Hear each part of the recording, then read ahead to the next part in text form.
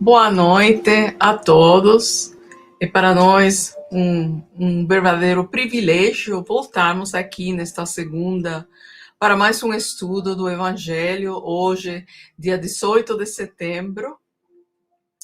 Para esta noite, nós vamos estudar o tema 15, que é a parte 3 do Ministério de Jesus na Galileia, com os temas os verdadeiros parentes de Jesus, a tempestade acalmada e também o endemoniado Geraseno.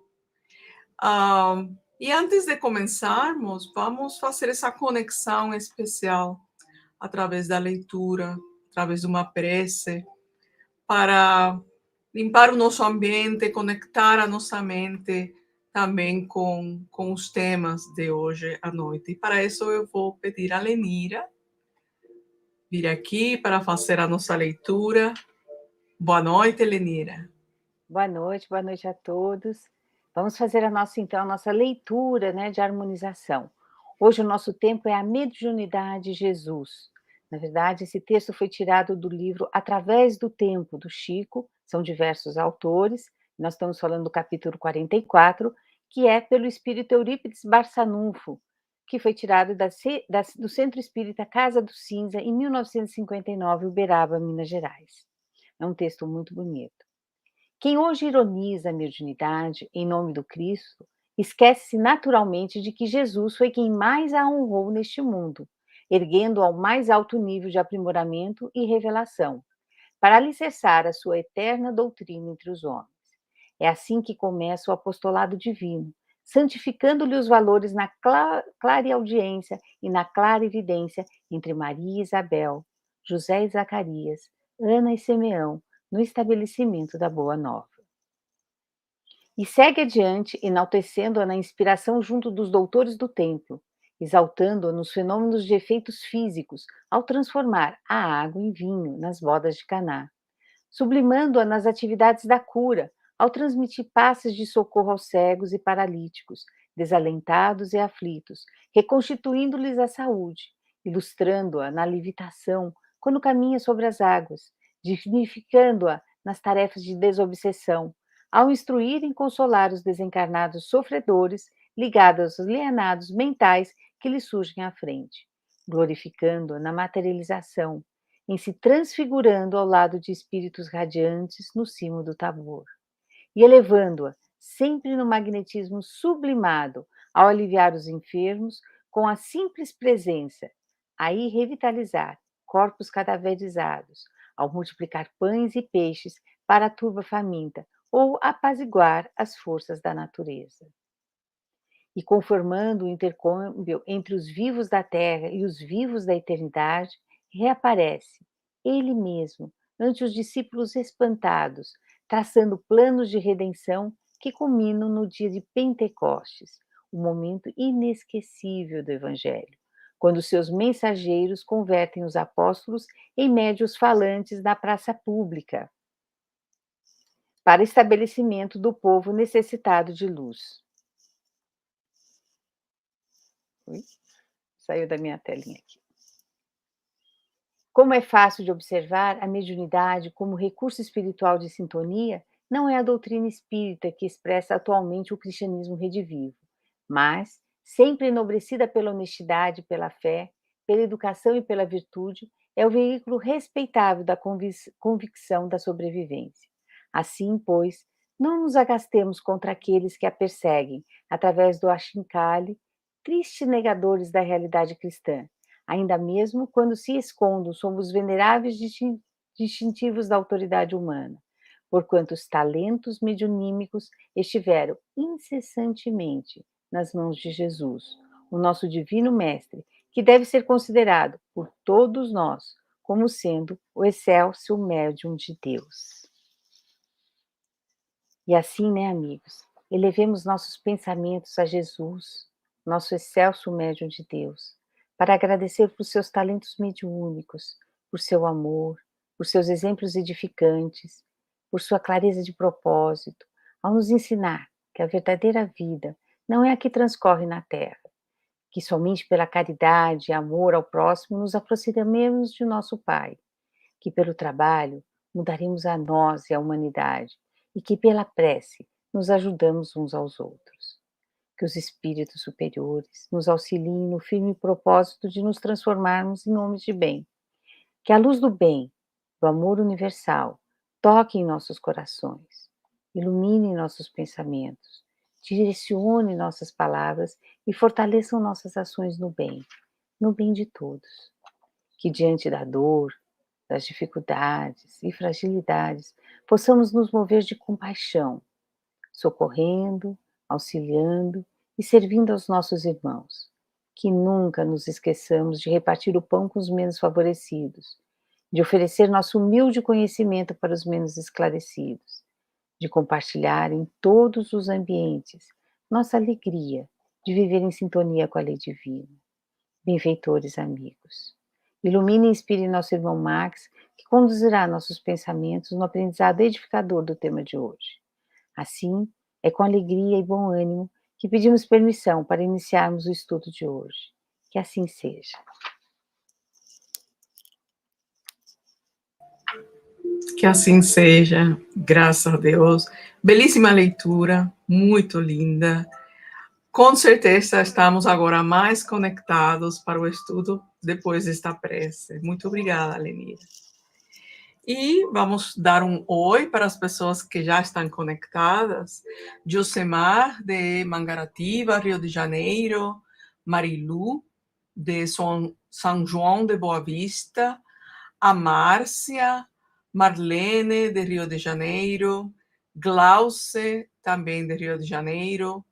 Aldo, Marcela Esteves, buenas noches, desde Argentina. Teliana, Varley, Carlinhos, Aldo, Ivani, Graça, o grupo Cristo Consolador Lar Espírita, a Jorge, a Marlene Jaques e a Gisele. Sejam todos bem-vindos. E como eu já falei, esta noite temos o tema 15 e eu vou convidar ao nosso querido Max, que vai conduzir o nosso estudo hoje à noite. Muito Boa obrigado, noite, Max. Tudo bom? Boa noite. Boa noite, amigas e amigos. Sejam todas e todos muito bem-vindos. Vamos conduzir esse tema que se compõe de 3 subtemas, né? Na verdade, são 3 temas juntos. E vamos falar disso com muita alegria.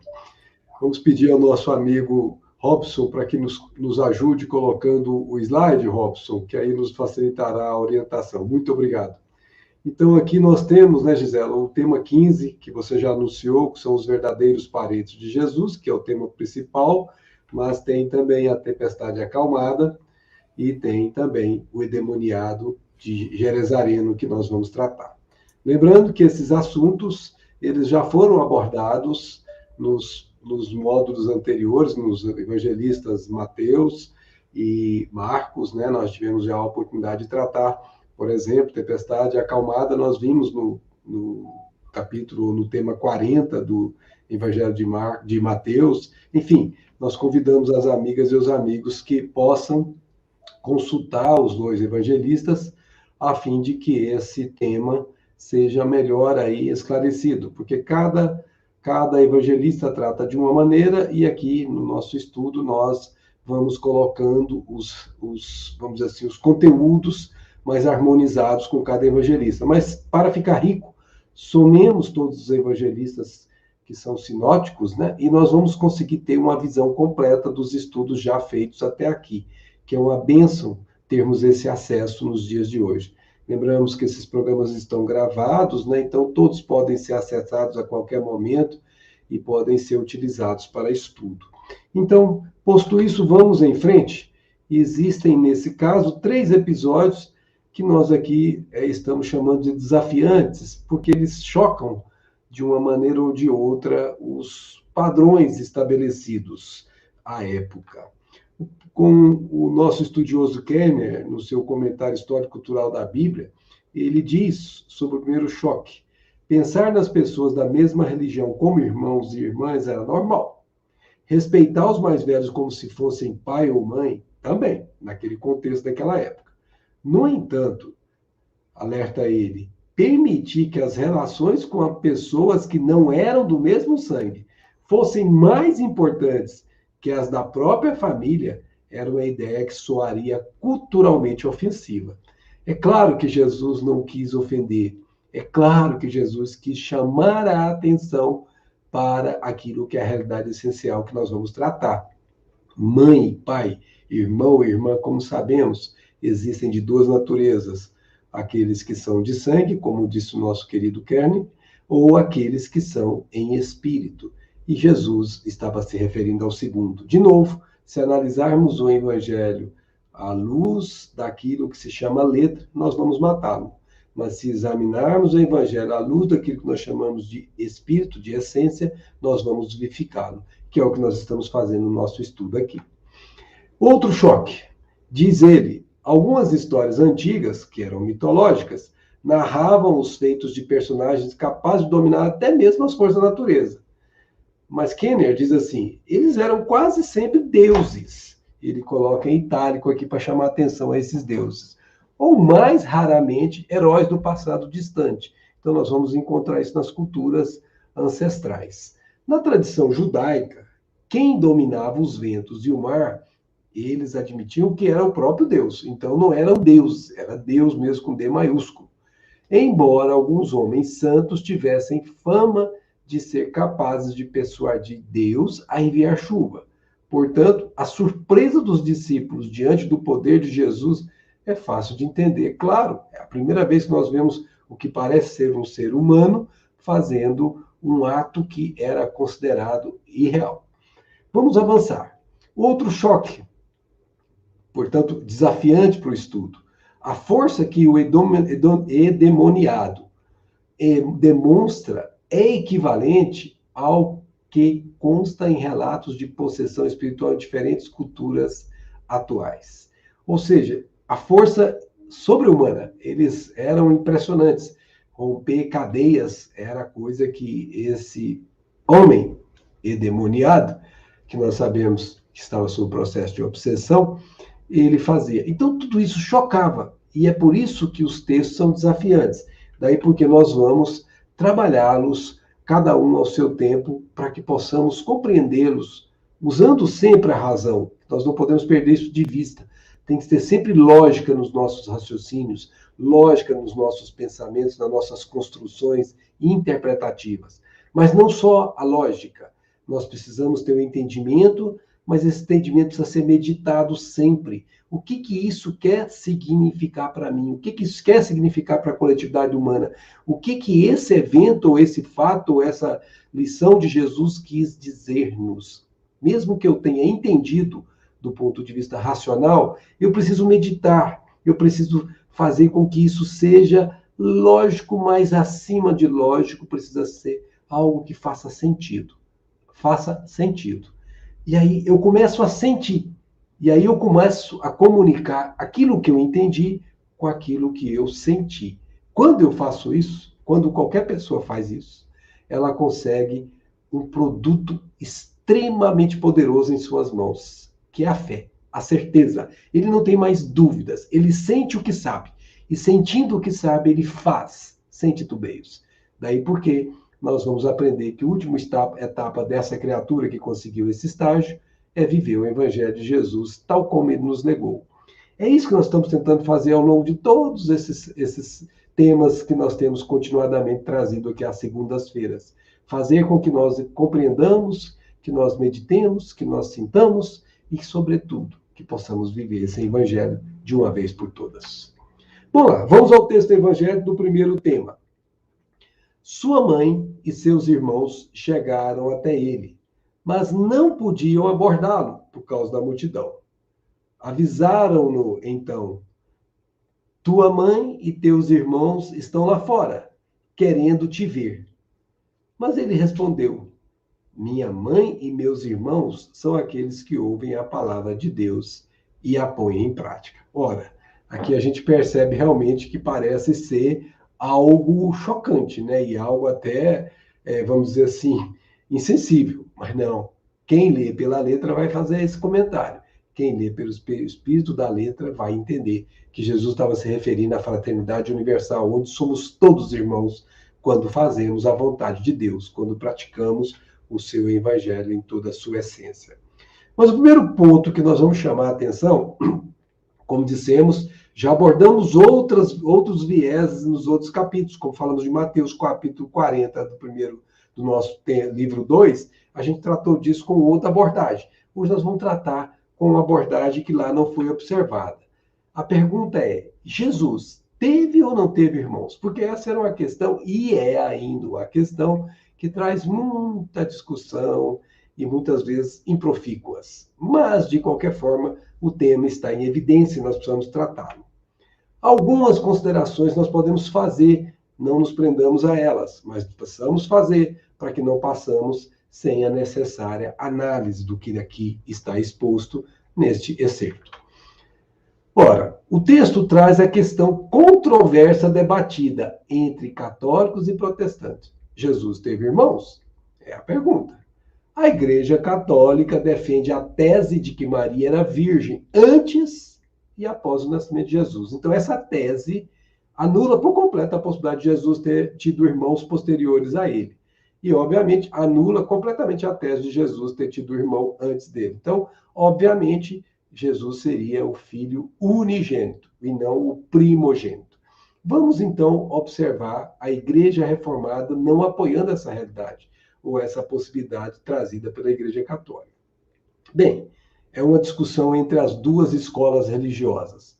O certo, porém, é que não somente Lucas, que nós estamos estudando, faz referência aos irmãos de Jesus, mas também Mateus, no capítulo 12, versículo 46 e 50, e Marcos, no capítulo 3, 31 a 35. Consta, inclusive, em Mateus 13, 55 e 56, este tema. Até o nome da sua mãe e dos seus irmãos foi declarado. Está lá escrito. Não é ele o filho do carpinteiro? Não se chama a mãe dele Maria e os seus irmãos Tiago, José, Simão e Judas? E as suas irmãs não vivem todas entre nós? De onde então lhe vêm todas essas coisas? Com base nesta declaração de Mateus, no capítulo 13, as referências são evidentes e claras, notórias. Ele teria 4 irmãos, pelo menos. Tiago, José, Simão e Judas. Além de irmãs. Então, seria no mínimo 2.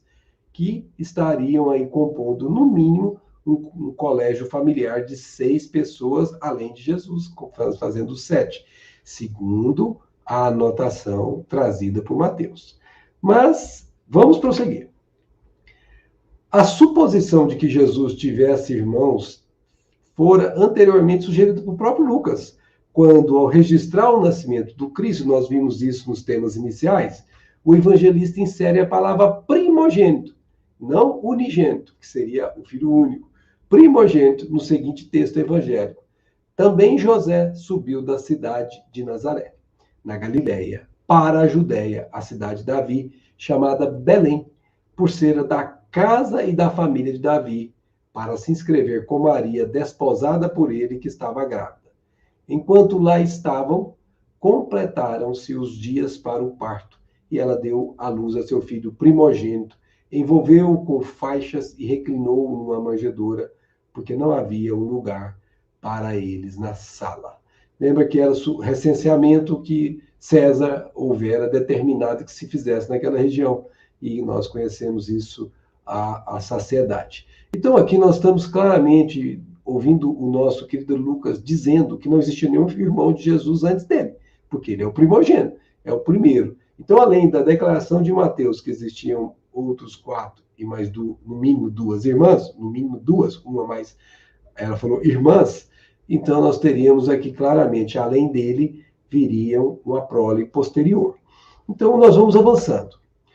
O Hermínio Corrêa de Miranda, um estudioso muito importante para o Espiritismo, escreveu vários livros, uma obra bastante profícua, e ele tem análise em vários temas. Ele analisou também esse tema no seu livro Cristianismo, a Mensagem Esquecida.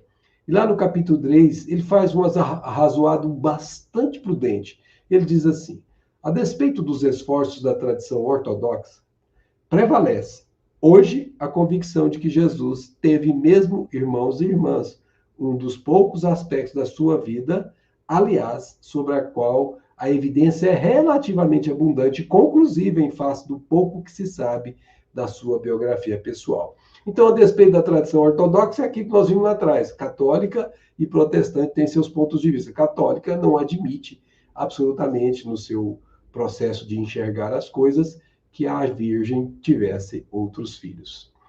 Disso, temos notícia logo no início do texto de Lucas, capítulo 2, versículo 4 a 7, o evangelista por excelência da natividade, pois foi o que mais se estendeu sobre o assunto. Então, como nós analisamos no início, Lucas realmente foi o que mais avançou na época da natividade de Jesus. E aí Hermínio diz assim, é lícito concluir-se, portanto, que não havia, ao tempo de Lucas, a tradição de que Jesus fosse filho único. Não existia a ortodoxia, como nós conhecemos hoje da igreja, que foi trazida praticamente 3 séculos depois que Jesus já houvera ido embora dessa nossa terra como encarnado. De qualquer maneira, o emprego do termo primogênito em lugar de unigênito deixa bem claro que Lucas não pretendeu apresentar Jesus como filho único de Maria. Então vejamos que ainda aqui fica claro que ele entende que Maria teria novos filhos, ainda que não tenha tido até o momento em que ele o apresentou. Aliás, mesmo preservando-se a ideia de que, até o nascimento de Jesus, o casamento de Maria e José não se consumara, prevalece em Mateus a implícita informação de que, após o parto, o relacionamento do casal foi normal, do que poderiam ter resultado outros filhos, como nós vimos, pelo menos mais 6. Bruce, um estudioso do Evangelho, ele no livro Antigo e Novo Testamento, em que ele faz comentários bíblicos, ele vai falar assim para nós. É um estudioso, não é espírita, mas um estudioso que nós devemos consultar para a nossa compreensão. A questão da identidade dos irmãos de Jesus, versículos 19 e 20, é debatida com frequência, e nós falamos isso e realmente até os dias de hoje. Quem eram eles?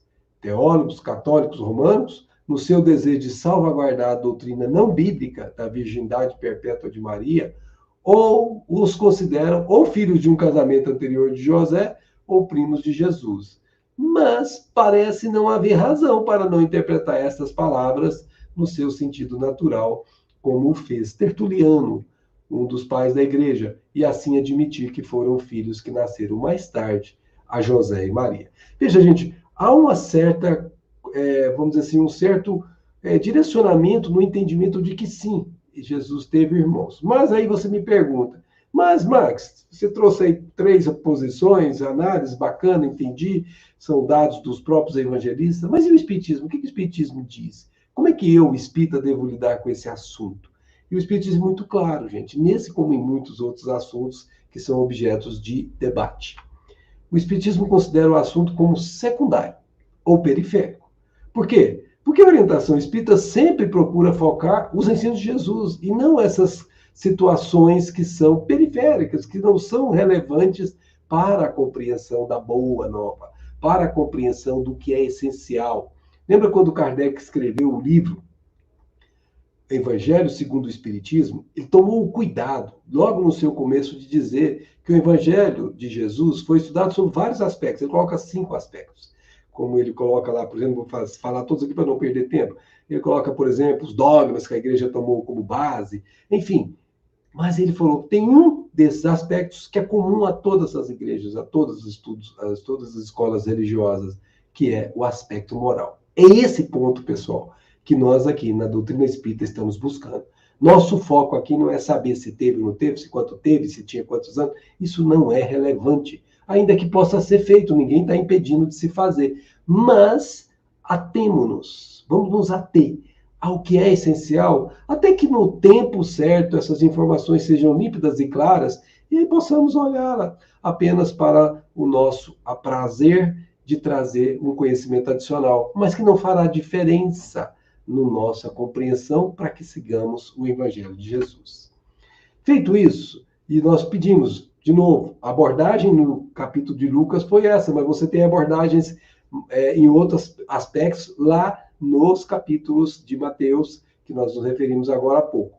Veja, gente, é importante a gente perceber também, antes de entrar na tempestade acalmada, que quando Jesus choca, é para que mais tarde, quando tivermos o psiquismo mais dilatado, a compreensão das coisas espirituais forem mais abrangidas, nós tenhamos condição de entender o porquê que ele falou: meu irmão, minha mãe são aqueles que fazem a vontade de meu pai.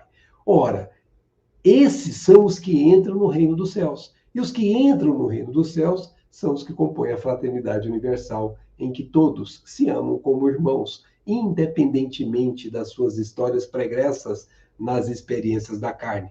Porque são espíritos filhos de um mesmo pai, e naquela conjugação de um nível elevado de compreensão da vida, já conseguem sentir-se um no outro. Portanto, fazem a vontade do pai, amando-se mutuamente, fazendo ao outro que gostaria que o outro fizesse assim. Feito a parte apenas para ficar fortalecido porque que Jesus foi incisivo, vamos então para um outro ponto que também já foi abordado antes. Nós já tivemos isso em Mateus, que vocês também já viram. Mas nós vamos aqui de novo trazer com um enfoque um pouco mais para que a gente possa ter mais elementos de conjugação da compreensão do Evangelho. Gente, eu não sei se vocês estão conseguindo, aqueles que já estão nos acompanhando há muito tempo, com certeza sim. Mas vejam que isso aqui é um mosaico. Você vai lá em Mateus, capta com o estudo que nós fizemos uma determinada parcela da interpretação. Aí você vai em Marcos, se ele tratar também desse assunto, se ele for sinótico nesse tema, você também capta mais uma parcela. Você vem aqui em Lucas, da mesma forma, você capta mais uma parcela. Quando você conjuga as três, você consegue ver o todo. E vendo o todo, a sua compreensão se faz completa. E você, então, se aquieta intimamente porque você entendeu o Evangelho. Entender o Evangelho é o primeiro ponto para você vivê-lo. Como dissemos, entender, refletir, meditar, para sentir, sentindo viver. Então, gente, é muito importante não nos prendermos só a esse estudo. Conjugar os três evangelistas sempre que possível é muito bom para nós mesmos, não mais para ninguém, para nós mesmos.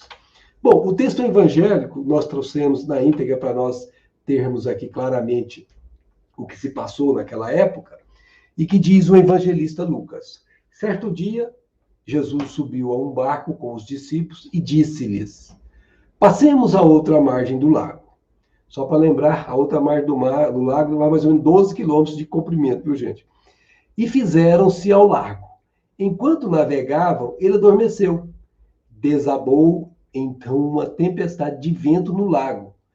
O barco se enchia de água e eles corriam perigo. Só interrompendo aqui um pouquinho, vamos lembrar que aquela região onde o lago de Genezaré estava situado, ou o mar de Tiberíades, que na verdade era um mar de água doce, era muito baixa. E acima existiam montanhas, inclusive algumas com neves que a gente chama de neve eterna, que até hoje são assim. E a diferença de temperatura entre o ponto baixo e o ponto alto criam esses fluxos de corrente de ar frio, e muitas vezes eles vêm e causam essas tempestades que nós estamos assistindo aqui. E essas tempestades, eu tive o cuidado de pesquisar, até hoje acontecem do mesmo jeito como acontecia naquela época. Portanto, os fenômenos naturais estão hoje da mesma forma como estavam à época de Jesus. Então veja que é como se ele estivesse aqui hoje e esse mesmo fenômeno tivesse acontecido. A diferença é que os barcos hoje são robustos, melhores construídos, é claro, e suportam mais os impactos das ondas e dos ventos, ainda que não sejam invulneráveis, porque nós já vimos um Titanic afundar. Então não é a questão só do barco que está em cogitação aqui, é a questão do evento em si e o que vai acontecer diante desse fenômeno natural que repetia-se tantas vezes. E nós continuamos. Aproximando-se dele, os apóstolos, né, os seguidores, despertaram, obviamente, com medo, dizendo: mestre, mestre, pereceremos. Estavam com medo de morrer.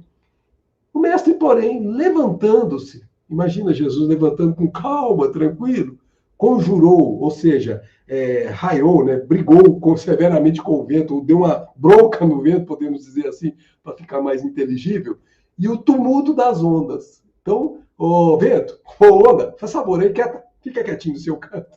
Mais ou menos brincando, viu, gente? Só para a gente poder entender a autoridade de um ser do porte do quilate de um mestre Jesus. E aí, olha o que acontece. houve bonança. As ondas se apaziguaram e é como se tudo tivesse num passe de mágica, aquela varinha mágica que a gente brinca nos mitos, né? Houvesse, naquele momento, tudo acalmado sob a força daquela mágica que nós sabemos que não é mágica. Disse-lhes então, onde está a vossa fé? Eles estavam do lado de Jesus, gente. Como se Jesus iria deixá-los perecer se não fosse para isso o momento aprazado. E o próprio Jesus dentro do barco. Então, onde está a vossa fé? Fez a pergunta que Jesus pode endereçar a nós mesmos. Será que nós também estivéssemos no barco com ele, também não estaríamos morrendo de medo de morrer? Esta é uma pergunta para ir começando a colocar na nossa cabeça para refletir. Com medo e espantados, eles diziam entre si, quem é esse que manda até nos ventos e nas ondas e eles lhes obedecem? Gente, quem é esse? A gente faz a pergunta até hoje. Quem é esse que manda nos ventos, até nos ventos e nas ondas? E eles lhes obedecem. Muito interessante. Ainda, verdadeiramente, vai dizer Allan Kardec, depois de examinar esse tema lá no Livro dos Espíritos, examinar esse tema em algumas revistas espíritas, ele vai ser mais prudente, ainda que na Gênesis ele vai ser bem evidente também em outras partes. Nós queremos colocar aqui algumas reservas, e Jesus, obviamente, fez, mas nós precisamos ter aqui algumas reservas para análise do racional não passar em vão. Diz Allan Kardec, ainda não conhecemos bastante os segredos da natureza para dizer se há ou não inteligências ocultas presidindo a ação dos fenômenos. Mas como o senhor Allan Kardec, lá no Livro dos Espíritos, os benfeitores dizem que existem os elementais, os que cuidam desses fenômenos. Kardec foi prudente, gente. Ele disse que não teve bastante conhecimento. Não quer dizer que não seria, porque Kardec não teve tempo de estudar isso mais a fundo. Ele estudou isso de maneira compatível com o tempo que ele tinha para codificar essa doutrina que nós hoje estamos compulsando com alegria em nossos corações. O ponto focal do trabalho de Kardec não era o exame aprofundado disso, que caberia para os estudos posteriores, como viremos isto acontecendo com a mediunidade abençoada de Chico e de nosso querido Divaldo. Nós vamos falar de um dele rapidamente, para a gente poder perceber como esses elementos são melhores abordados posteriormente. Aí Kardec coloca como hipótese, como ele sempre fez. Na hipótese de haver o fenômeno em questão, poderia ter resultado de um ato de autoridade sobre essas inteligências e provaria um poder que não é permitido a nenhum homem exercer, exceto o Espírito de Deus na Terra, o Cristo de Deus, aquele que era o mais elevado entre nós. Diz ainda nosso livro. O certo é que Jesus não estava preocupado, destaca o codificador. Seja como for, o fato de Jesus dormir tranquilamente durante a tempestade, olha a análise lógica de Kardec. Ele fala como hipótese e olha o que ele vai falando logo na frente. Atesta, confirma, de sua parte, uma segurança que só se pode explicar pela circunstância de que seu espírito não via haver perigo algum e que a tempestade ia se acalmar. Ou seja, Jesus no íntimo sabia de tudo isso e os apóstolos não, porque homens de pouca fé. E ele, obviamente, dormia tranquilo, porque não há o que se preocupar quando você detém o conhecimento e o poder sobre tudo, notadamente sobre fenômenos da natureza, dirigidos por entidades particularmente ali destinadas para isso. Cabachutel, um desses continuadores do nosso espiritismo abençoado, ele pondera de maneira muito lógica, e daí porque nós trouxemos aqui o tema para ser abordado e reforçar a hipótese que Kardec nos proporcionou no livro A Gênesis, o último livro que ele publicou. A autoridade de Jesus é verdadeiramente universal, afirma Cabachutel. Espírito superior que preside os destinos do nosso planeta. Nós conhecemos, gente, antes aqui do nosso querido Cabachutel falar isso, o próprio Emmanuel, no livro A Caminho da Luz, diz textualmente que Jesus presidiu a formação do nosso planeta. Ele foi o escultor divino da nossa geologia deste planeta. Então, nós sabemos que quando Jesus diz, antes de Abraão eu era, ele quer dizer que ele já era espírito puro antes mesmo de Abraão ser criado.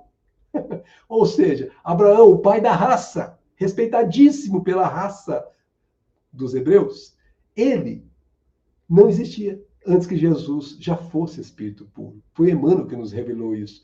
E, obviamente, ele preside o destino do planeta desde então com uma comissão de benfeitores elevadíssimos, como Emmanuel é um deles hoje trabalhando de alguma forma para Jesus, como muitos são aí anonimamente desconhecidos, mas que trabalham para Jesus, outros claramente conhecidos como Ismael, que a nossa querida Febe tem profundo envolvimento com ele, enfim, muitos trabalhadores que vão por nós, conhecidos ou não, seguidores e mandatários de Jesus.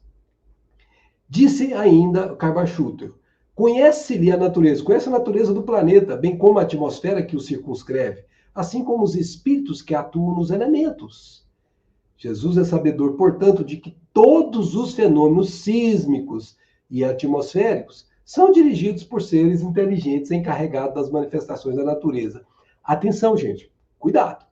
Não tenhamos aqui a ingenuidade de falar assim, tudo que acontece é o espírito que manda. Não, os espíritos interferem, mas os fenômenos são regidos por leis físicas que nós, na geologia, na sismologia, na meteorologia, estudamos e conhecemos as leis e somos capazes parcialmente de fazer previsões. Tanto é que você pega, por exemplo, os estudos meteorológicos, previsão do tempo. Nós acertamos um bocado, mas não acertamos tudo. Isso significa que os nossos dados coletados, a nossa capacidade de processá-los ainda não é completa, e mesmo que o fosse, ainda teria um evento extraordinário, que é isso que ele está falando aqui. Os seres inteligentes podem alterar de acordo com a necessidade. Então, tenhamos cuidado de não achar que tudo está regido por espírito. Não, os espíritos são os condutores, interferem nas leis se houver necessidade. Se não houver, as leis se fazem por si mesmas. O mestre, disse ainda Karl Schutter, contemplando o temporal que se desencadeara no mar da Galileia, deliberou fazê-lo cessar, a rogo de seus discípulos, e para que estes não perigassem, ordenou, por isso que é mandatório, ordenou que o mar se acalmasse e os ventos não prosseguissem na sua faina destruidora. Está claro que Jesus não se dirigiu ao mar e aos ventos, mas sim aos espíritos que agitavam a atmosfera e encapelavam as águas. O vento e o mar não poderiam compreender para obedecer às ordens do mestre. Esses fenômenos obedecem sempre a uma causa, e Jesus, atuando sobre a causa, fez cessar o efeito. E a causa estava com os espíritos. E lembramos, Kardec estuda isso no livro dos Espíritos, aqui nós não trouxemos, mas já trouxemos em outros estudos anteriores. Existem hierarquias desses cuidadores dos fenômenos atmosféricos, desses cuidadores dos fenômenos naturais. Existem hierarquias, eles só interferem sob a ordem superior, nunca interferem sem ordem superior. Mas prossigamos. Após acalmar o furor dos ventos e das águas no lago de Genezaré, diz agora o nosso livro, Jesus dirige aos discípulos a pergunta que nos cala fundo, a todos nós, passado tantos séculos. Onde está a vossa fé? E Emmanuel, gente, faz uma reflexão maravilhosa a esse respeito, que ele chama tempo de confiança.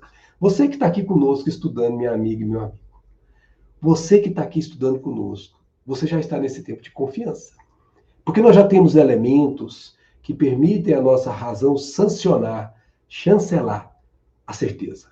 E chancelada a certeza, nós não temos mais espaço para titubeios, para dúvidas. A nossa fé torna-se uma fé embasada, porque ela é uma fé raciocinada, construída sobre elementos íntimos que não permitem qualquer cogitação externa. E é isso que ele está dizendo aqui, tempo de confiança. Por isso, é assustador que nós tenhamos pessoas que já tenham esse estágio de compreensão ainda titubeando. Onde está a vossa fé? O quadro, disse Emmanuel, sugere ponderações de vasto alcance. A interrogação de Jesus indica claramente a necessidade de manutenção da confiança quando tudo parece obscuro e perdido. Gente, tudo parece obscuro e perdido, mas não está, porque nada está perdido, nada está obscuro quando nós temos a luz do Senhor sobre nós. Em tais circunstâncias, surge a ocasião da fé no tempo que lhe é próprio. Cada um de nós terá que fazer essa aferição de valor. Temos fé ou não temos fé?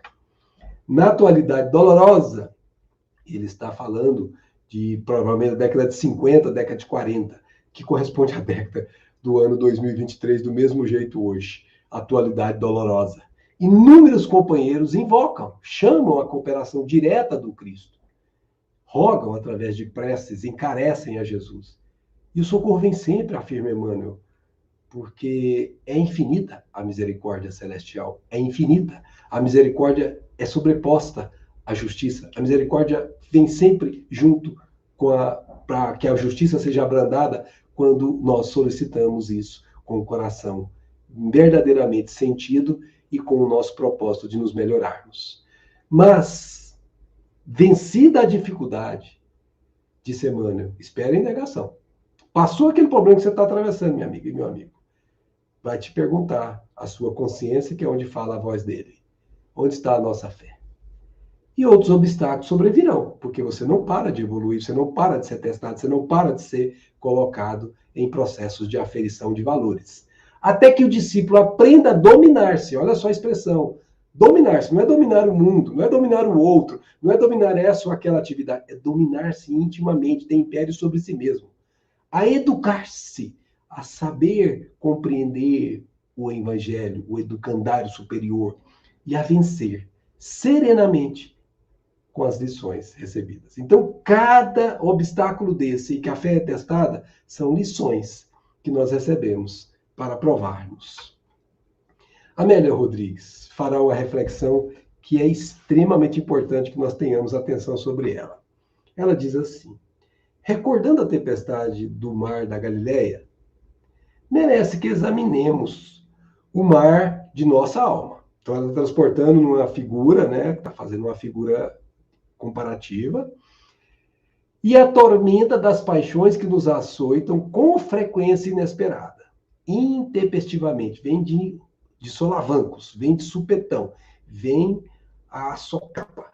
Enquanto Cristo, que deveria nos trazer internamente, jaz adormecido, sem que as nossas ações o despertem. Ou seja, não é o Cristo que está dormindo. Perante a tempestade da vida, somos nós quem estamos dormindo. Somos nós que não acordamos o Cristo que há em nós para que possamos vencer a nós mesmos as tempestades. Amigas e amigos, reflitam sobre isso. Quantas vezes nós já atravessamos dificuldades e perdemos o rumo das nossas vidas, mesmo que temporariamente. Perdemos aquela paz íntima, estivemos em emoções turbulentas, em movimentos de decisões assim complicadas, muitas vezes não regidas por raciocínios lógicos. Por quê? Porque esse Cristo interno que nós temos em nós não foi acionado. Bom, partimos agora para o terceiro e último ponto desse estudo da hoje. O endemoniado genezareno. Está anotado em Lucas. Texto evangélico para nossas referências é longo, mas nós vamos trazê-lo completo porque ele é muito emblemático. Navegaram em direção à região dos Genezarenos, que está do lado contrário da Galiléia. Então foi o evento seguinte ao que aconteceu esse anterior. Ao pisar em terra firme, veio ao seu encontro um homem da cidade, possesso. Aqui é um processo que ele chamou de possessão. Possesso de demônios. Nós vamos tratar rapidamente sobre isso também, que já abordamos lá atrás em outro estudo deste mesmo capítulo. Havia muito que andava sem roupas e não habitava em casa alguma, mas em sepulturas. Gente, pensa na situação de uma pessoa dessa. Vivia nu, dormia nas sepulturas e nós vamos ver uma força hercúlea. Logo que viu Jesus, começou a gritar. Olha a presença de Jesus como impacta. Caiu-lhe aos joelhos, olha a majestade superior, e disse em voz alta: que queres de mim, Jesus, filho do Deus Altíssimo? Reconheceu quem era Jesus. Peço-te que não me atormentes. Jesus, com efeito, ordenava ao espírito impuro que saísse do homem, pois se apossava dele com frequência. Para guardá-lo, prendiam-no com grilhões e algemas, mas ele arrebentava as correntes e era impelido pelo demônio para os lugares desertos. Jesus perguntou-lhe: qual é o teu nome? E a resposta foi surpreendente: Legião, porque muitos demônios haviam entrado nele, disse Lucas. E rogaram-lhe que não os mandasse ir para o abismo. Então veja o cenário aqui, né? Nós temos não um espírito falando em nome de outros tantos. Legião era uma expressão da época do Império Romano, né? Legião dos que iam para a guerra, por exemplo, era um termo. Centuriões formavam centúrias, né? Então aqui também era utilizada essa religião para mostrar a quantidade de espíritos que estavam envolvendo este rapaz que sofria sob um processo compulsivo de obsessão. Ora, continua Lucas informando, havia ali, pastando na montanha, numerosa manada de porcos. Os demônios rogavam que Jesus lhes permitisse entrar nos porcos. E ele o permitiu. Os demônios então saíram do homem e entraram nos porcos, e a manada se arrojou pelo precipício dentro do lago e se afogou. A linguagem de Lucas é mais enfática do que a dos outros dois evangelistas. Mas você veja aqui que, para chocar a população daquela época, os que tinham acesso ao evangelho, usam-se termos que somente quando vier a doutrina espírita nós vamos conseguir compreendê-los. Porque nós já sabemos claramente que nenhum espírito humano entra em um espírito de animal. Ninguém mais tem dúvida disso. Então, como é que se deu isso que Lucas descreveu? E também não sai o espírito do homem, como a gente vai ver aqui, dessa forma como foi dito aqui. Mas isso era crença da época e era assim que Lucas precisava conversar. Então vamos examinar isso. Antes, porém, vamos fechar essa parte que é a parte de análise final para nós. Vendo o acontecido, os que apacentavam os porcos fugiram, ou seja, os tratadores dos porcos, estavam ali cuidando dos porcos, fugiram, contando o fato na cidade e pelos campos. As pessoas então saíram para ver o que acontecera. Foram até Jesus e encontraram um homem do qual havia saído os demônios, sentado aos pés de Jesus, vestido e em são juízo. E ficaram com medo. Ficaram com medo, porque há pouco tempo atrás o homem não se fazia nem contato com ele, tamanho perigo que era. E agora o homem está lá, são, em perfeito juízo, vestido como uma pessoa comum. A testemunha, então, contaram-lhe como fora salvo e demoniado. E toda a população do território dos Gerezarenos pediu que Jesus se retirasse, porque estavam com muito medo. E ele, tomando o barco, voltou. Veja que Jesus não violentava consciências. Jesus não impôs-se com a sua força para ficar ali, para poder dar lições. Não, Jesus simplesmente, humildemente, está bem, vamos voltar. Tomou o barco e retornou para o outro lago, que era o outro lado onde estava a Galileia. O homem do qual havia saído os demônios pediu para ficar com ele. Jesus, porém, o despediu dizendo, olha o que Jesus disse para ele, gente, volta para a tua casa e conta tudo o que Deus fez por ti, não Jesus. Deus fez por ti. E ele se foi, proclamando pela cidade inteira tudo o que Jesus havia feito em seu favor. Apesar de Jesus ter dito que foi Deus que fez por ele, ele proclama que foi o próprio Jesus que fez por ele. Porque nós sabemos que Jesus dirá mais tarde, eu e o Pai somos um, significando que Jesus vivia o que o próprio Pai viveria se estivesse ali naquele momento. Bom, a primeira palavra que nós vamos aqui chamar a atenção é Gerasareno, ou Gadareno, ou Gergesenos. São três termos que você vai ver que são sinônimos, seguindo aí a tradução, seguindo aí quem foi o interpretador. Jesus e alguns discípulos atracaram a margem oposta à Galiléia, na terra habitada pelos Gerezarenos, também conhecidos por Gadarenos e ainda por Gergesenos, habitantes naturais da Gadara. Então, Gadara é um local. E o único escritor que nós temos notícias da época de Jesus é esse escritor aqui, ó, que chama Joséfo. E Joséfo diz ser a metrópole de Pérea, cidade grega opulenta e rica. Mas nós conhecemos essa metrópole da Pérea pelas cartas de Paulo também, gente. Eusébio disse que ela estava situada a oriente do Jordão, quase defronte de Tiberíades e de Citópolis. E Eusébio, então, também um outro retratador disso aqui, que conta para nós em outro tempo. Defronte de Magdala. Gadara fazia parte do conjunto das 10 cidades denominadas Decápolis, que nós vemos muito escrito às vezes Decápolis lá, situado além do Jordão. Por exemplo, a Maria de Madalena, ou de Magnólia, ela estava numa dessas cidades, a cidade que ela pertencia a Decápolis.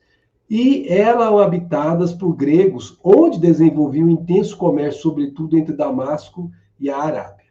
Os gadarenos eram, portanto, judeus de ascendência grega, se dá considerado sob certos aspectos religiosos gentios. Então, eles não eram propriamente os judeus tradicionais, né? Então, é importante perceber que eles eram judeus, mas eram, como Paulo falou, gentios. Eles eram das gentes, não eram dos judeus. Bom, precisamos lembrar aqui, obsessão e possessão, duas coisas que nós temos que tratar. O relato de Lucas descreve o domínio espiritual nomeado pelo Espiritismo como obsessão, isto é, o domínio que alguns espíritos exercem sobre certas pessoas. É praticada unicamente pelos espíritos inferiores que procuram dominar, pois os espíritos bons não impõem nenhum constrangimento. No texto evangélico, há, porém, um agravante. Qual é? A obsessão era provocada não só por um, mas por vários espíritos que a vítima denominou de legião. Quando ele diz aqui a vítima, é como se fosse o médium falando, gente. Na verdade, o espírito que estava falando, mas o médium, que é que por onde saía a voz dele, que está sendo chamado aqui de vítima. A obsessão apresenta características diversas, que é preciso distinguir, e que resultam do grau do constrangimento e da natureza dos efeitos que produz. A palavra obsessão é, de certo modo, um termo genérico, pelo qual se designa esta espécie de fenômenos, cujas principais verdades, ou variedades, me desculpe, são a obsessão simples, a fascinação, a subjugação, e um terceiro que nós chamamos de possessão, que nós vamos comentar rapidamente. Obsessor frente a frente com Jesus. O que acontece quando esse processo se dá? Quando ele está frente a frente com Jesus, nós temos aqui Emmanuel destacando isso para nós, e nós achamos importante, porque o homem dobrou seus joelhos, prostou-se diante de Jesus, chamou Filho do Altíssimo, lembram? Emmanuel destaca na mensagem que se segue a hipocrisia do obsessor quando se vê de frente a frente com o mestre Nazareno. Abre aspas. Logo que viu Jesus, começou a gritar, caiu-lhes aos pés e diz em voz alta, que queres de mim, Jesus, Filho do Deus Altíssimo? Peço-te que não me atormentes. Então, nós estamos transcrevendo novamente. O caso do espírito perturbado que sentiu a aproximação de Jesus, ensina Emmanuel, recebendo-lhe a presença com furiosas indagações, apresenta muitos aspectos dignos de estudo. Olha como a gente pode extrair muitas condições de estudo em vários trechozinhos pequenos. Emmanuel está extraindo um pedacinho aqui para nós. A circunstância de suplicar ao Divino Mestre que não o atormentasse requer muita atenção por parte dos discípulos sinceros. Ele adjetiva com a palavra sinceros, porque há muitos discípulos que dizem Senhor, Senhor, mas que Jesus diz que não entram no reino dos céus. Os que dizem Senhor, Senhor e que entram no reino dos céus são os sinceros. Quem poderá supor o Cristo capaz de infligir tormentos a quem quer que seja? Jesus, a expressão da bondade, da mansuetude, capaz de fazer tormento sobre alguém? Então, por que o obsessor estava com aquela situação tão dramatizada por ele? E, no caso, trata-se de uma entidade ignorante. Então, esse obsessor, gente, é uma entidade ignorante. Como Emmanuel sabe disso, ele tem acesso às situações que aqui no nosso plano terreno nós não temos. Várias revelações do mundo espiritual têm descido em nosso favor, mas nem todas nós temos acesso. Ignorante e perversa, que nos íntimos desvarios, muito já padecia por si mesmo. Essa criatura já sofria pela sombra que ela carregava em si. Porque quem faz o mal para outro é quem sofre. E esse sofrimento, ele sofre mais do que ele imagina quando ele faz o mal para o outro. Ele só amplia. A vizinhança do mestre, contudo, trazia-lhe claridade suficiente para contemplar o martírio da própria consciência, atolada num pântano de crimes e defecções tenebrosas. Esse obsessor é um obsessor criminoso, maldoso, primitivo e muito violento. A luz castigava-lhe as trevas interiores e revelava-lhe a nudez dolorosa e digna de comiseração. Gente, é quando nós chamamos de o início do despertamento. Quando a pessoa começa a cair em si, ela se dá conta de que vive um mundo tumultuado e vivia como se fosse um círculo vicioso. Alguém chega e coloca luz para ele, ele consegue ver o fim do túnel e consegue ali novos horizontes construir intimamente a fim de sair desse círculo tão dolorido que se envolveu. Outro ponto importante, pessoal, que nós precisamos tomar cuidado. É certo que algum entre nós aqui trabalham com reunião mediúnica, e é possível que alguns de nós aqui trabalhemos com desobsessão. Mas cuidado, cuidado, porque para lidar com obsessores existem certos cuidados que precisam ser tomados. Existe um livro de André Luiz que se chama Obsessão e Desobsessão, que é importantíssimo de ser conhecido profundamente por quem vai lidar com isso. Saber lidar com os espíritos obsessores é tarefa desafiante, sobretudo em se tratando de obsessão provocada por vários obsessores, como foi o caso. Requer de quem se dispõe a auxiliar um certo grau de conhecimento. Então, não vai entrar como se, agora já sei um pouquinho, não é suficiente. Um certo grau de conhecimento, sobretudo conhecimento espírita. Autocontrole emocional, paciência e fé nos espíritos benfeitores. Condições essas que devem estar associadas à firme vontade de fazer o bem. Então, veja que são características que a pessoa precisa portar para ela ser autoridade no diálogo com o obsessor. É importante que exista alguma ascensão moral, e essas características de alguém que está se esforçando para ser melhor, lhe dá uma ascensão moral natural sobre o perseguidor e o perseguido. Ou seja, sobre ambos, o médium, ou é o espírito que está funcionando como médium do obsessor, e o próprio obsessor. Diante desse panorama, Emmanuel transmite-nos algumas orientações as quais foram dispostas na introdução do livro que nós falamos agora há pouco, Desobsessão, transmitida por André Luiz e psicografada por Chico e Valdo. Eu falei obsessão e desobsessão, não é só desobsessão, viu, gente? Desculpe, eu cometi um erro. Atendendo ao trabalho da desobsessão nos arredores de Gadara, veja que Jesus toma esse caso para fazer a introdução desse livro, gente. Olha que bacana. Jesus não, Emmanuel, toma esse caso de Jesus para fazer essa introdução.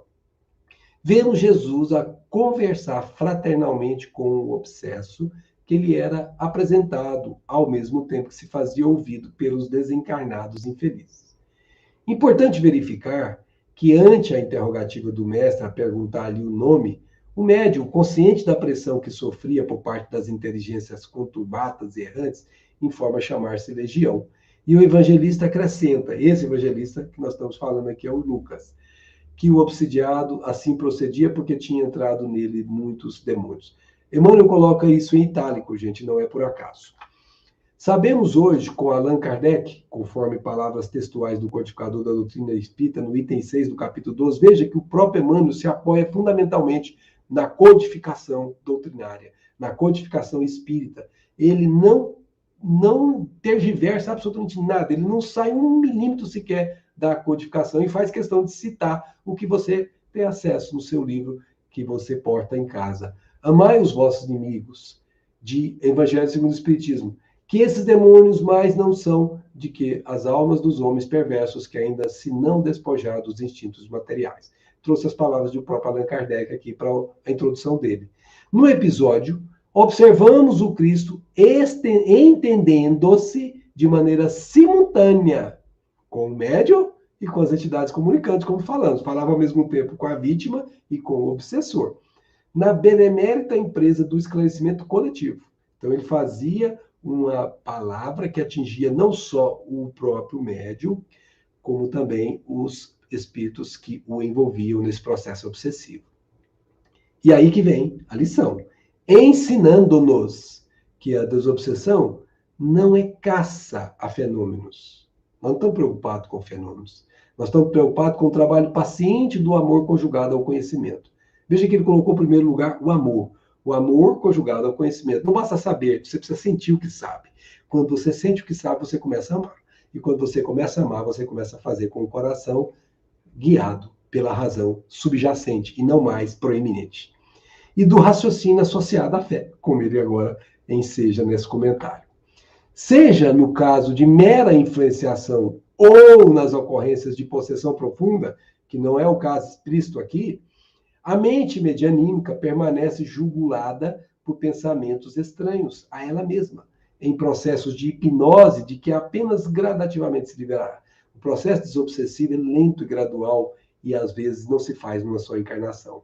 Daí ressalta o imperativo de se vulgarizar a assistência. Vulgarizar torna comum a assistência sistemática aos desencarnados prisioneiros da insatisfação ou da angústia por intermédio das equipes de companheiros consagrados ao serviço dessa ordem, que, aliás, demandam paciência e compreensão análogas às que caracterizam os enfermeiros dedicados ao socorro dos irmãos segregados nos meandros da psicose, portas adentro dos estabelecimentos de cura mental.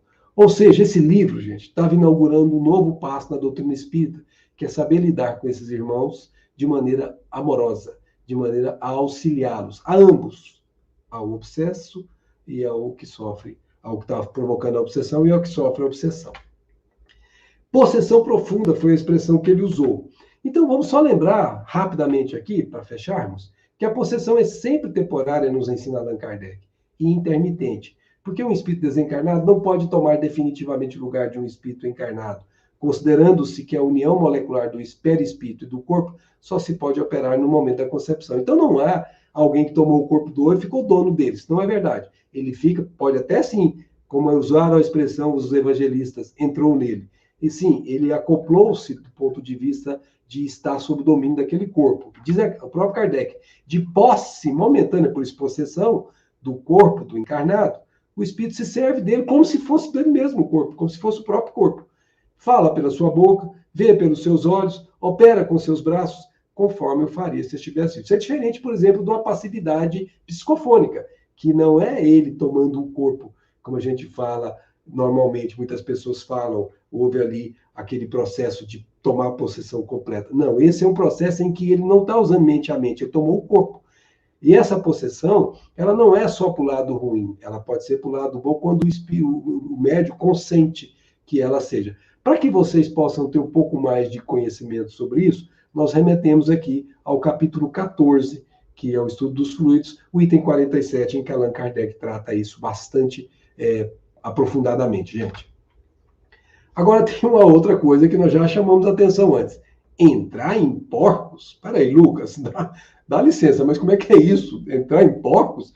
De novo, gente, eu não estou questionando o Lucas aqui não, viu? Eu estou fazendo raciocínio meu. O que o Lucas está querendo dizer com isso?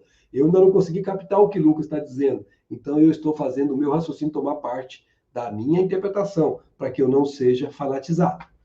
Vamos fazer algumas ponderações com Allan Kardec sobre isso, que são deles, pessoais. Ele escreveu isso em A Gênese. E no livro A Gênese, ele diz textualmente na sua introdução que é o único livro em que ele coloca as suas opiniões que podem ser dele e não da doutrina espírita, e, portanto, não devem ser tomadas como definitivas. Ele diz isso. Mas, de qualquer forma, ele se expressa aqui sobre esse caso. Ele diz assim, lá no capítulo 15 desse livro que nós estamos referindo: o fato de alguns espíritos maus terem sido mandados meter-se em corpos de porcos é contrário a todas as probabilidades. Aliás, seria difícil explicar a existência de tão numeroso rebanho de porcos num país onde esse animal inspirava horror e não oferecia nenhuma utilidade para a alimentação. Não é por ser mau que um espírito deixa de ser um espírito humano, embora não é imperfeito, tão imperfeito que continue a fazer o mal depois de desencarnar, como fazia antes. E é contrário a todas as leis da natureza que ele possa animar o corpo de um animal. É preciso, pois, ver nesse fato a existência de um desses exageros tão comuns nos tempos de ignorância e de superstição, ou talvez uma alegoria destinada a caracterizar os pendores imundos de certos espíritos. Então, Kardec trouxe aqui, gente, hipóteses. Mas ele colocou dois pontos aqui que nós chamamos a atenção. Mandado entrar em porcos é contrário a todas as probabilidades. Sim, por quê? Porque nós já sabemos, pelo estudo da doutrina espírita, que não há retrogradação de espírito, portanto, não há metapsicose, o espírito humano não entra em espírito de animal. Kardec descreveu isso e ele ensinou-nos isso muito sobejamente ao longo da obra. E mais do que isso, ele comenta aqui, que nós vimos que eram povos gregos, de origem grega, mas eram judeus, que pareciam mais ainda como gentios, mas eram também judeus, não eram propriamente gregos como os demais.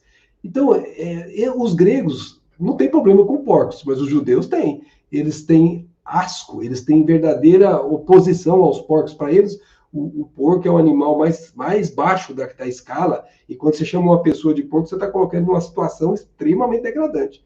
Então, aqui, Allan Kardec chama a atenção, mas espera aí, nessa região, não era de se esperar ter porcos.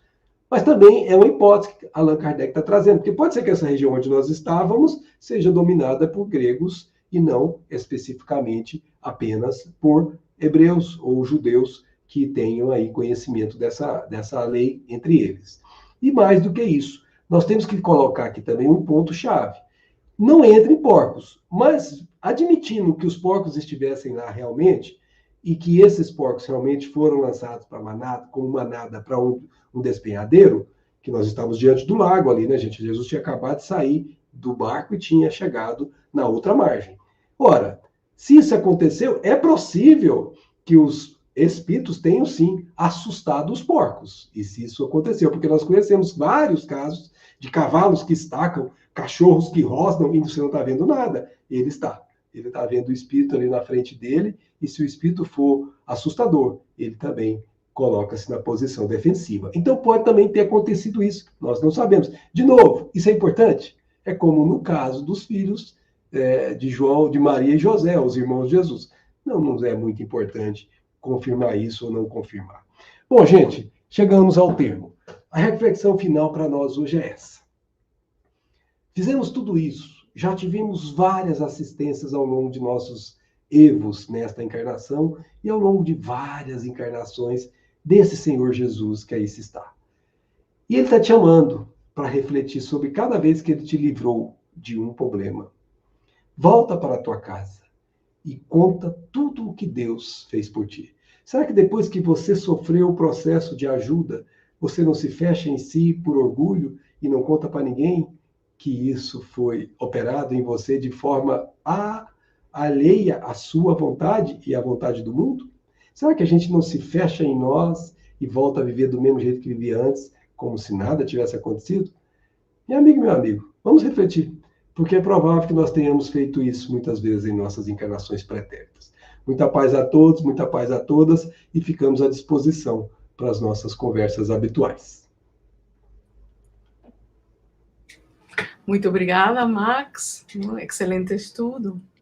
Eu vou convidar a Lenira para entrar também aqui conosco no estúdio e fazer algumas reflexões, ver algumas perguntas e dúvidas por parte. A primeira que eu queria destacar aqui é a Marlene. São vários temas, então a gente vai pegando aos poucos, estão aqui na medida que foram feitas. A Marlene Tax, excelente reflexão. Se ele teve ou não irmãos, nada acrescenta a sua história de luz e amor a nós, exatamente o que Max não destacou, que é um tema muito secundário. Mas a minha pergunta é um tema secundário, e isso talvez no futuro a gente vai ficar sabendo ou não. No caso de mantermos nessa curiosidade, no além, no mundo espiritual, podemos até vir perguntar. Mas não seria mais importante hoje em dia respeitar uma religião onde esse tema é extremamente sensível para muitas pessoas e que pode vir a afetar profundamente a crença, a fé de uma pessoa que está numa outra religião e acredita que a vida de Maria é imaculada e não há discussão a respeito. É com vocês.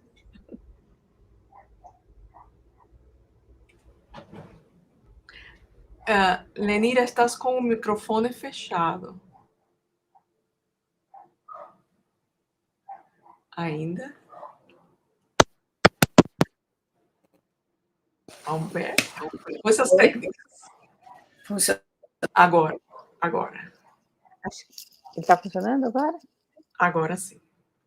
Bom, então vamos lá. Eu acho que Emmanuel, nas suas mensagens para nós, ele nunca trouxe esse assunto à tona. Então, na verdade, já é um assunto que é uma polêmica que a gente não deve discutir, principalmente com outras religiões. Então, na verdade, assim, a gente estuda, analisa os fatos, como o Max muito bem colocou, pelas diversas colocações feitas por historiadores, né, pesquisadores, mas, assim, não merece mais atenção, nem discussão, principalmente discussão entre religiões. Então, porque, na verdade, o que a gente não conhece nem com profundidade necessária os ensinos de Jesus, não conseguimos pô-los na nossa prática, para que a gente se deter a esses fatos que não fazem a mínima diferença, né? Então, eu acho que preservar a imagem que eles têm é uma imagem que nós também temos de Maria, né? De um espírito elevado, que somente um espírito elevado podia estar associado ao Cristo, né? Esse respeito nós também temos por ela. As condições físicas, humanas, não interfere na questão espiritual, do valor espiritual que ela tem enquanto espírito, né? Então, acho que esse cuidado a gente sempre tem que ter. É um respeito, sim, um respeito por Maria, né? Mãe de todos e que cuida de nós até hoje, né? E nós somos solidários com eles, porque essa virgindade de Maria, para nós espíritas, é a virgindade do espírito. Ela, sim, é imaculada no sentido de que não se corrompeu as coisas da terra, foi a mãe verdadeiramente santíssima todos os momentos da vida de Jesus, manteve-se fiel até o final ao seu filho, e ela, sim, para nós espíritas, tem essa virgindade espiritual. Aí, além disso, nós respeitamos os outros credos, não entramos em controvérsias, em contratos, em conversas, porque isso não agrega e não é objeto do nosso interesse. O nosso interesse é viver a mensagem de Jesus. E para que vivamos a mensagem de Jesus, isso não se fará relevante. Então, o importante é respeitemos como creem cada religião, cada escola religiosa, e continuemos nós, com o nosso conhecimento, que nos nutre, que nos alimenta e nos sustenta para o prosseguimento de nossos deveres diante de Deus. Obrigada. O próximo comentário de Márcia, antes de colocarmos o comentário, é o seguinte: Jesus está dormindo na barca, tem esta tormenta, não? E os discípulos têm medo de morrer. É natural, todo mundo tem medo, não é uma coisa que a pessoa tenha que se envergonhar, não, de falar, eu estou com medo. Mas aí o Jesus se levanta e fala, não? Ordena o vento e a chuva parar, e as ondas parar. Como que a gente distingue, ou como que a gente explica a uma pessoa que não entende bem do espiritismo, a diferença entre a autoridade e o fenômeno? Porque as pessoas pensam que aquilo foi um fenômeno, não? Como muitas outras coisas que Jesus fez. Mas aí vem o comentário da Márcia. Por favor, Edelmiro, coloca. O próprio Chico nos deu exemplo do avião, que possamos aprender a morrer com educação, sendo educados, pelo menos não gritando. Momentos finais gritando é horrível. Exatamente. Quando o Max estava falando sobre essa passagem, assim como a Márcia, eu também me lembrei do exemplo do Chico, né? Quando Emmanuel fala para ele, né? Para ele ter educação, que ele estava com medo no avião, medo de morrer, né? Ele gritava: onde está a sua confiança? Isso mostra o quanto a gente ainda é imaturo, né? Espiritualmente. Se Chico, com toda a instrução, com todo o conhecimento, com a proximidade humana como ele tinha, naquele momento ele ainda sentiu essas fragilidades humanas que nós temos, né? Imagina nós. Então, nós também, diante das dores, das aflições, a gente também muitas vezes se sente inseguro. Mas aí é que vem a pergunta do Cristo, né? Onde está a vossa fé? É nesse momento que a gente tem que buscar no nosso íntimo essa confiança maior na providência divina, entender que as situações pelas quais a gente passa são parte do nosso processo de aprendizagem. Então, a gente tem que buscar compreender o que eu tenho que aprender com isso, o que eu estou tendo que aprender com isso. Se eu estou passando é porque eu tenho que passar por aquilo, faz parte do meu processo de aprendizagem. Na verdade, esse processo é para despertar algo em mim que está adormecido, né? Como o Marx diz, é algo que está adormecido dentro de mim que eu não estou deixando vir à tona. E muitas vezes é pela dor que a gente deixa isso vir à tona e a gente acorda para as verdades espirituais. Então, é nesse momento que a gente coloca todos os ensinos à nossa frente e ver se realmente a gente consegue vivenciá-los naquele momento de dor, de aflição. Então, eu acho que tudo que a gente aprende, tudo que a gente ouve, é para esses momentos. É nesses momentos em que a nossa fé vai ser colocada em prova, ou a nossa predisposição de realmente mostrarmos que a gente aprendeu, que estamos aprendendo alguma coisa, é nesse momento. Vamos lembrar que em situação muito mais difícil estava Joana de Cusa no círculo romano, junto do seu filho, e ali o soldado romano dizendo: abjura este teu Cristo, e ela firme, sabendo que ia morrer, e não era uma morte qualquer, ela estava ali com lenha, já tinham jogado a resina e ela estava atada ao poste junto do seu filho. Imagine se você, nessa situação, você é uma mãe, tem ao seu lado o seu filho, e ambos irão morrer, porque você sustenta que o Jesus é teu Senhor, aquele superior, e que você vai morrer por ele, sim, independentemente. E o seu filho também, ao ponto do filho falar, abjura, mãe. Se a senhora não abjura para a senhora, abjura pelo menos para mim. E ela tem a força, isso é força da fé, que diz, cala-te, meu filho. Jesus foi levado à cruz para nos orientar.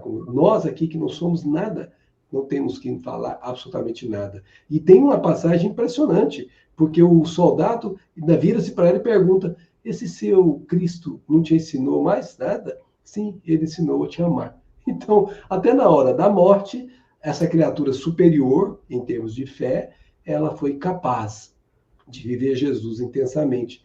Ela não estava num barco que nem dava para afundar verdadeiramente. Ela estava ali, diante da morte, que iria ser momentos seguintes. E ainda assim ela sustentou. Então isso denota estágios de evolução em que cada um carrega dentro de si e não tem nada de errado se você teme ou não teme. É função das suas experiências anteriores que ainda não te libertaram desse momento. Como o Chico, por exemplo, talvez ele tenha colocado aquilo para poder, porque como esses grandes almas, elas fazem às vezes a experiência em si mesmo para poder ser uma coisa que caracteriza a humanidade, né? Para mostrar que ele também está suscetível. O próprio Jesus, se for possível, alivia de mim esse cálice. Ou seja, para mostrar que essa é uma das questões de provacionais que o Espírito, em se encarnando, tem que se submeter. E quando isso acontece, nós que já sabemos, já meditamos, já sentimos, nós vamos viver com segurança. Porque nós sabemos, não há dúvida sobre isso, que depois desse corpo, o Espírito se liberta dele e continua vivo e muito melhor do que antes no corpo. Então, é uma questão de tempo para que esses valores se consolidem em definitivo e a criatura viva-os como se fosse o natural, e não como se fosse o esperado, que vai acontecer para eu ser provado. Não, qualquer hora que acontecer, ele está pronto. Então, essa é uma questão evolutiva de aquisições espirituais que a pessoa já porta em si, e isso é nela espontâneo ou ainda não é. É assim que funciona. Exato.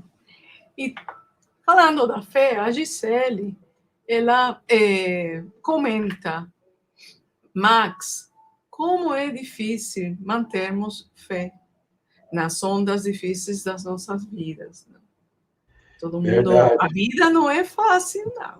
Olha, ela falou uma coisa que, assim, você só vai saber se você realmente tem ou não tem, porta ou não porta a virtude quando você está diante dela sozinho, como no silêncio do horto, sozinho.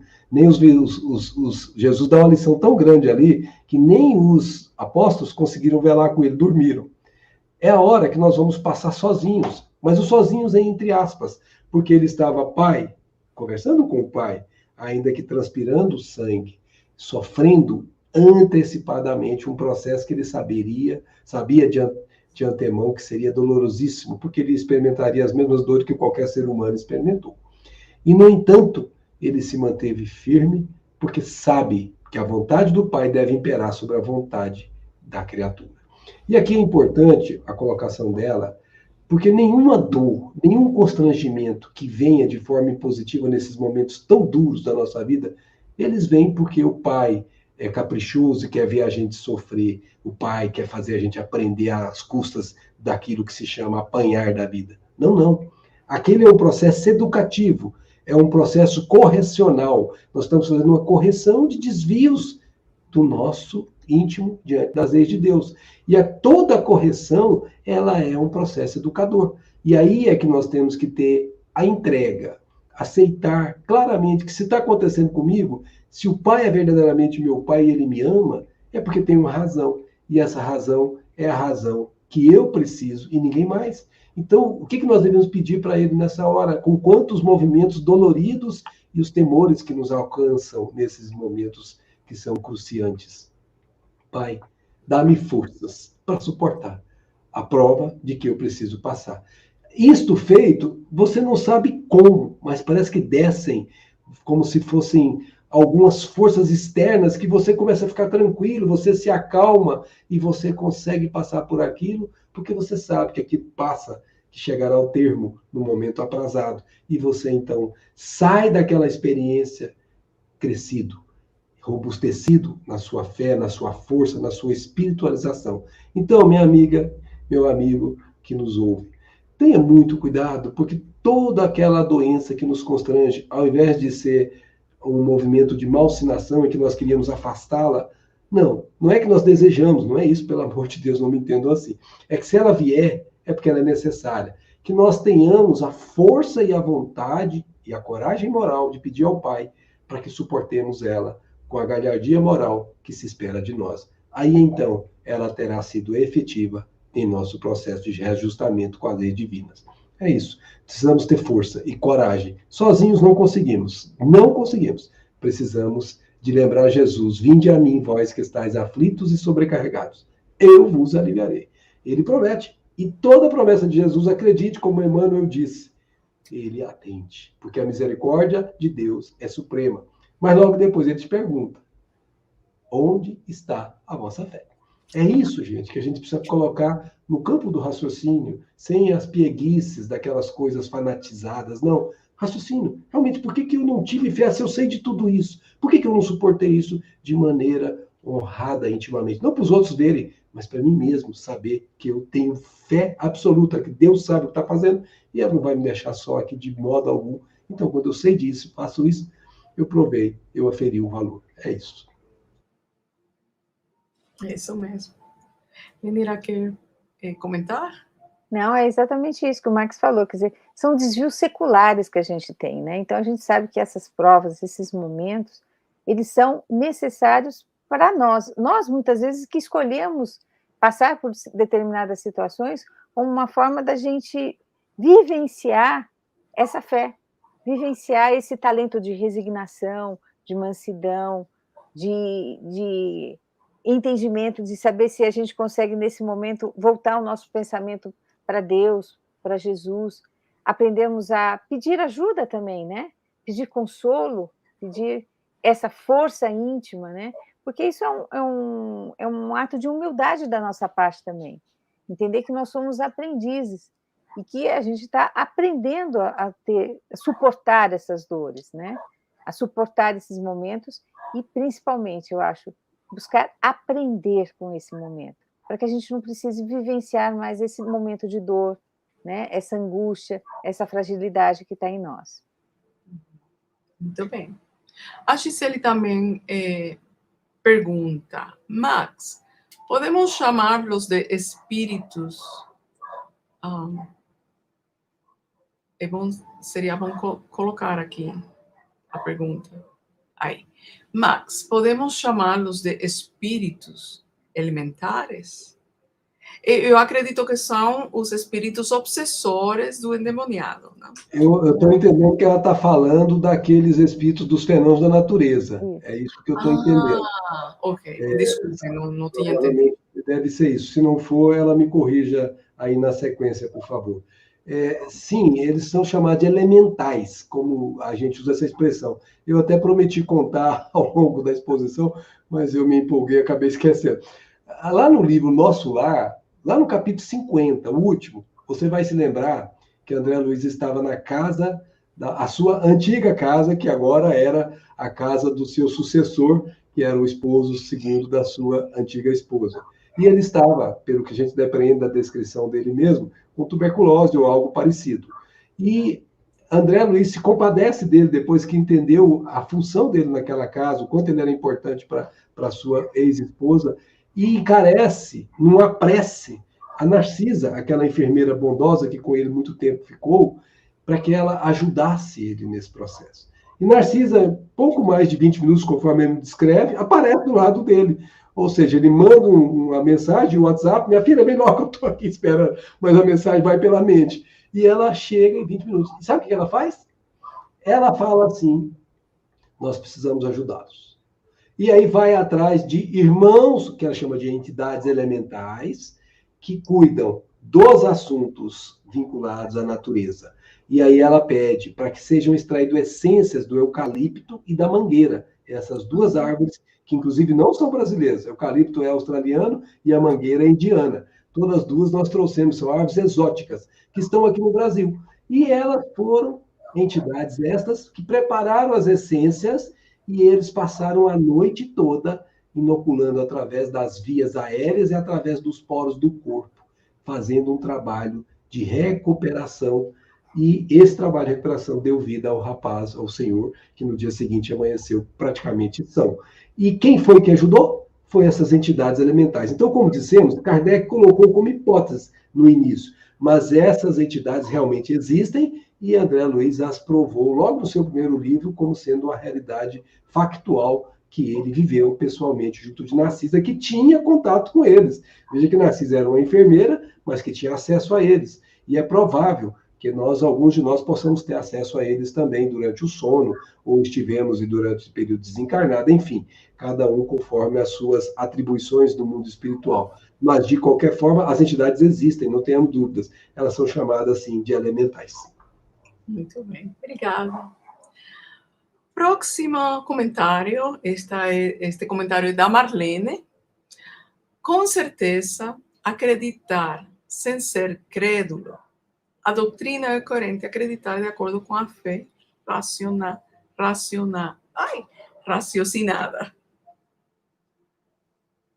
Acreditar sem ser crédulo. A doutrina faz isso o tempo todo, porque a gente sempre questione. O questionar faz parte do nosso processo de aprender.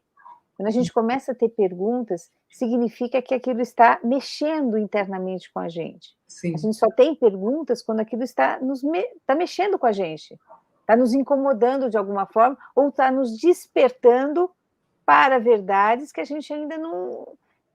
estavam assim, adormecidas em nós. Então, e aí a gente começa a refletir, perguntar uma pergunta atrás da outra, vamos buscando respostas, conversamos entre a gente, e isso vai consolidando a nossa fé. Na verdade, vai consolidando a nossa forma de pensar, porque ele vai tendo coerência, vai tendo lógica. E a partir daquele momento que você passa a ter fica tudo muito mais claro para você, muito mais óbvio, você está pronto para dar mais um passo para novas aprendizagens. Porque a aprendizagem vai ser eternamente, né? Então, a gente não existe um ponto de chegada. Na verdade, a aprendizagem é uma constante para nós. Nós só sabemos que vamos aprender continuamente, né? Aprender faz parte do nosso processo de evolução. É a nossa realidade, aprender é uma constante. É importante, né, Lenira, muito bem colocado, que há uma diferença substancial entre crer e saber. Porque quem crê pode descrer. Quem sabe nunca mais deixa de saber. Você passa a ter aquilo que foi instalado em você para sempre. É o que Jesus chamou de tesouro, que a traça não corrói, que o ladrão não mina nem rouba. Então, quem sabe, crê. Mas quem crê não necessariamente sabe. Então, é quando você sabe, a sua crença, a sua credulidade, ela não é sustentada em crendices. Ela não é sustentada em o que o outro disse, o que eu ouvi falar. Não, ela é sustentada em fatos que foram demonstrados e foram sancionados pela razão. E aí, então, acabou. Não há mais motivo para você ter dúvidas. Como você não tem dúvidas que 2 mais 2 são 4. Se você começar a ter dúvidas sobre isso, cuidado, podem internar você num hospital psiquiátrico, viu? Porque é uma coisa que ninguém tem dúvida, né? Como é que você chegou a essa conclusão que 2 mais 2 são 4? Não me pergunte. Mas, que é uma coisa que você sabe. Então, essas coisas elas passam a ser inerentes a você, uma vez que você as assimilou em definitivo. E aquilo, como Nelina colocou, ela modela os seus passos seguintes. A partir daquelas bases, você vai conquistando bases novas e vai crescendo cada vez mais na direção do conhecimento infinito. E vamos lembrar que é conhecimento infinito mesmo, porque um sábio disse, sei que nada sei. Ou seja, tudo que ele sabia mostrava o quanto ele tinha de conhecimento do que ele não sabia. De tão pequeno é o conhecimento que ele tinha do todo que nós já temos que conhecer. Então, sejamos humildes. As nossas sabedorias vão sendo adquiridas pouco a pouco e, portanto, as nossas crenças também. Muito bem.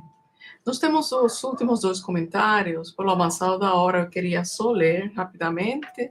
E se quiserem comentar, ou um deles, ou, enfim, para podermos terminar a tempo. A Glauce fala, é muito sutil esse processo de influência espiritual. Orar e vigiar, ocuparmos tempo na caridade, mantermos a fé e caminharmos com Cristo. E o próximo comentário é da Marlene. Eu particularmente respeito essa crença, acredito que está falando do catolicismo, pois foi na que eu fui iniciada. Jamais entraria em questão com alguém que a professa. Como todas as religiões a gente tem que respeitar, na verdade. Todas. Então, Lembrando que Jesus não tinha nenhuma religião, tá? Então, as religiões são para que nós nos juntemos em comunidades e juntos fortalecemos a nossa fé. Então, juntos a gente caminha com mais segurança. Então, as religiões, elas são esses agrupamentos necessários para a nossa caminhada evolutiva. Um dia teremos uma fé universal, né? Na verdade, a verdade, ela é eterna, ela é universal, ela está presente para todos. Todos nós estamos nos aproximando dela de uma maneira ou de outra. Max? É isso mesmo que a Lenina falou, nós não temos aí nada a acrescentar, temos que saber fazer o aprendizado a cada tempo, e tempo em tempo o aprendizado vai se tornando cada vez maior até um dia conhecermos a verdade que nos libertará em definitivo. Então, com isto, vamos encerrar o nosso estudo. Muito obrigada, Max. Excelente estudo. Obrigada, Lenira, por estar aqui com a gente, pela leitura, pela participação. Obrigado a todos que fizeram comentários, obrigado aos que ficaram calados, mas estão aprendendo também. E nós temos um compromisso próxima semana. E eu vou pedir ao Robinson entrar para a gente fechar oficialmente nosso estudo através de uma prece.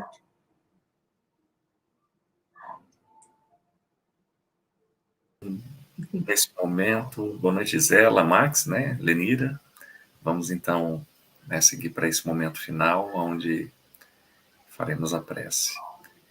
Então, queridos, primeiramente, agradecer a Jesus a oportunidade de estarmos aqui neste momento, onde, através da dedicação de espíritos abnegados, encarnados e desencarnados, foi possível chegar até nós as informações do alto, através dessas obras, através das histórias de vida, de exemplos, que podemos aqui analisar a vida serena, humilde, cheia de amor do Cristo, seus ensinamentos, como bem lembrado ao final pela Lenira, Jesus não tinha uma religião. Ele praticou o amor, a simplicidade, desde o seu nascimento, que não foi num berço de ouro, e sim num local simples, onde seu primeiro berço, uma manjedoura. Pais trabalhadores, humildes, mas ali cresceu e pôde trazer a nós, encarnados, uma lição belíssima de amor, de exemplos. E hoje é que estamos aqui, mais de 2000 anos depois, sorvendo ainda essas lições, tentando internalizá-las dentro de nós, a cada dia um passo, a cada dia a nossa renovação, a cada dia o esforço que temos para a nossa reforma íntima. Com certeza, Jesus, o tempo que dedicamos na noite de hoje para esse estudo irá nos facilitar e muito a compreensão do mundo, a compreensão de fatos que ainda irão ocorrer. Nos trará tranquilidade, paz, serenidade, mais do que tudo, fé, para continuarmos a caminhada no bem, a cada dia, nos instruindo, nos preparando, e assim podermos ser instrumentos do seu amor, instrumentos da sua luz ao nosso próximo. Sabemos ainda das nossas imperfeições, mas com a boa vontade, com a paz, com a esperança, teremos dias melhores. Abençoa o nosso planeta, Senhor. Abençoa todos aqueles que se encontram enfermos, desolados, que possam neste momento sentir a sua proximidade, o seu amor junto aos seus corações. Que assim seja, querido amigo, e que possamos ter oportunidade sempre como essa, da noite de hoje, de estudos, reflexões e esse sentimento, sentindo a sua presença dentre nós. Graças a Deus. Muito obrigada, Robinson. Obrigada a todos pela presença. Lembrando que próxima segunda temos novamente um compromisso às 19 horas, que este programa, junto com os outros estudos, fica gravado no link da FEB Lives. Estamos também no Facebook e estamos também na página da FEB. Tenham todos uma boa noite, uma magnífica semana e que Deus nos abençoe a todos. Boa noite. Você gostou deste conteúdo? Então nos ajude a manter esse trabalho.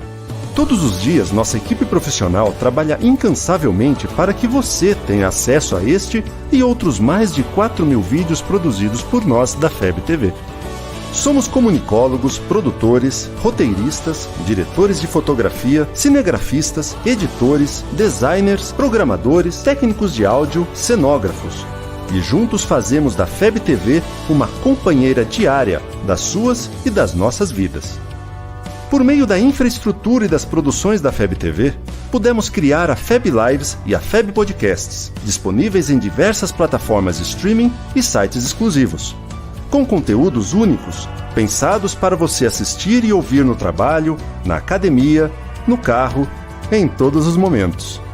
E aí, podemos contar com a sua colaboração? Apadrinhe a FEB TV.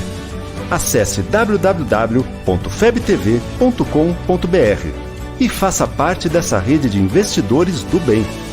Estamos com você através da FEB TV.